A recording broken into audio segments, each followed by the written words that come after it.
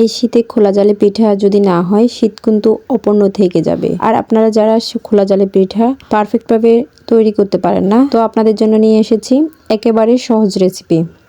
Hello everyone, আসসালামু আলাইকুম। আশা করছি আপনারা সবাই অনেক বেশি ভালো আছেন। এই শীতে আপনাদের সবাইকে গরম গরম ধোঁয়া ওঠা খোলা জালি পিঠার শুভেচ্ছা। তো আমি আপনাদের সাথে আজকে একদম পারফেক্টভাবে কিভাবে মাটির চুলায় বা গ্যাসের চুলায় শুকনো চালের গুঁড়া দিয়ে খোলা জালি পিঠা তৈরি করবেন সেই রেসিপিটি দেখাবো একেবারে সহজ ওয়েতে।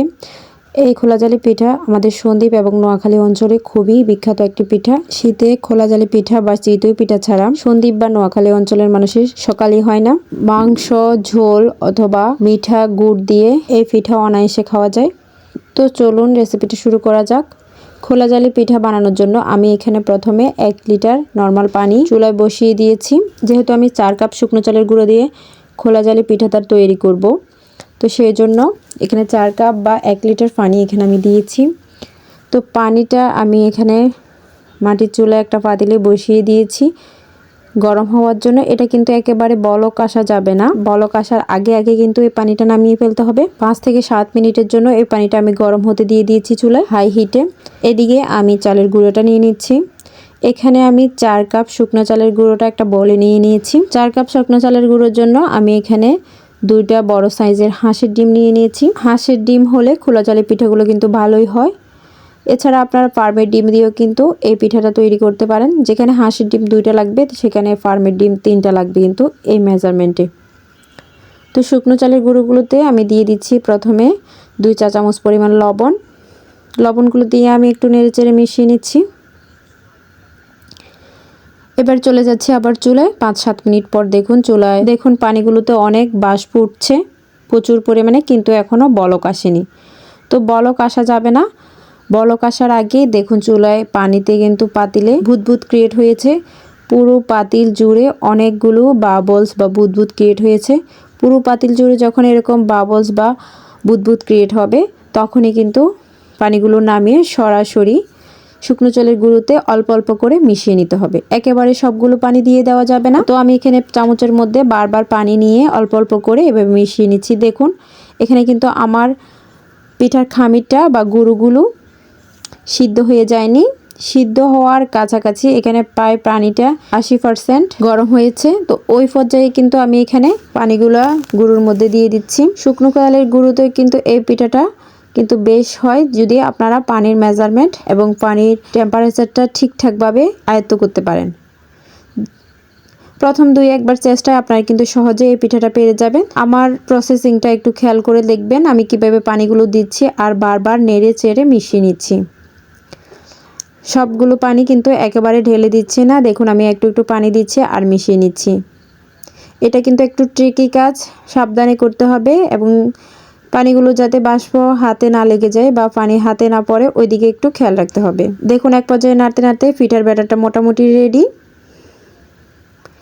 এরকম ঘনত্ব থাকতে এবার আমি হাঁসের ডিমগুলো ভেঙে দিচ্ছি। 2টা হাঁসের ডিম আমি এখানে ভেঙে দিচ্ছি।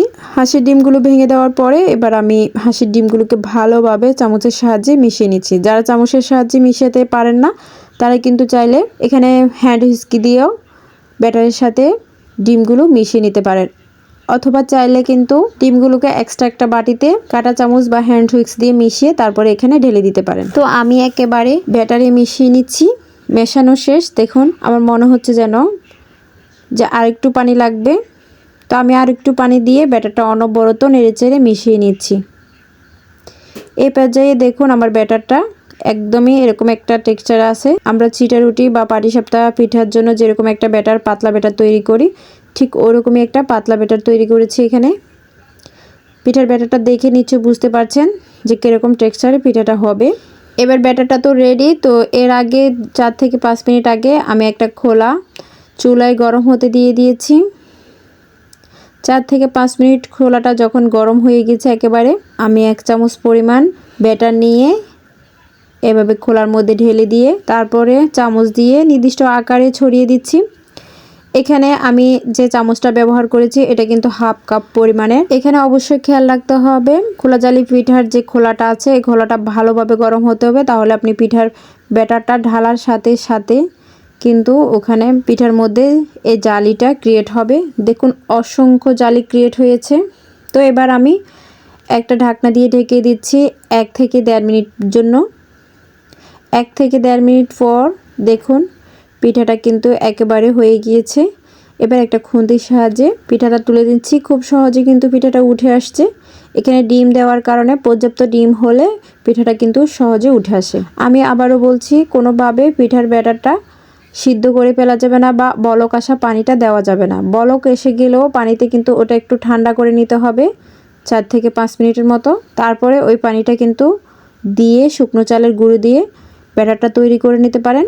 আমি কিন্তু আরও কিছুটা ব্যাটার ঢেলে দিয়ে আবারও একটা পিঠা তৈরি করে নিচ্ছি। 1 থেকে 1.5 মিনিট পর পিঠাটা তুলে নিচ্ছি। একইভাবে আমি অনেকগুলো পিঠা তৈরি করে নিচ্ছি একই সাথে। এই গরম গরম ধোয়া ওঠা পিঠা কিন্তু সকালবেলা শীতের সকালে বেশ জমে যায়। এটা কিন্তু আপনারা হাঁসের মাংস, মুরগির মাংস, গরুর মাংস অথবা খেজুরের গুড়, নারকেল, চিনি এগুলোর সাথে অনায়াসে খেতে পারেন। খুব জমে যাবে। কথা বলতে বলতে দেখুন আমার অনেকগুলো পিঠার কিন্তু রেডি হয়ে গিয়েছে। তো আপনাদের সাথে আমি একটু পরিবেশন করে দেখাচ্ছি। এভাবে ঝোলের সাথে পিঠাগুলো খেতে কিন্তু দারুণ লাগে। তো আশা করছি এখন আর টেনশন নয়, এখন থেকে সহজে কিন্তু এভাবে খোলা জালি পিঠা তৈরি করে নিতে পারেন। রুটি বা পরোটা বেলাবেলির ঝামেলা ছাড়াই এভাবে শুকনো চালের গুঁড়ো দিয়ে কিন্তু খোলা জালি পিঠা তৈরি করে নিতে পারেন মাটির চুলা অথবা গ্যাসের চুলায়, সেম প্রসেসে। তো আশা করছি আমার এই পিঠার রেসিপিটি আপনাদের কাছে খুবই সহজ লেগেছে এবং ভালো লেগেছে। ভালো লাগলে আমার চ্যানেলটি like, comment, share and subscribe করে আমার চ্যানেলের পাশেই থাকবেন। সবাই অনেক বেশি ভালো থাকবেন। আল্লাহ হাফেজ।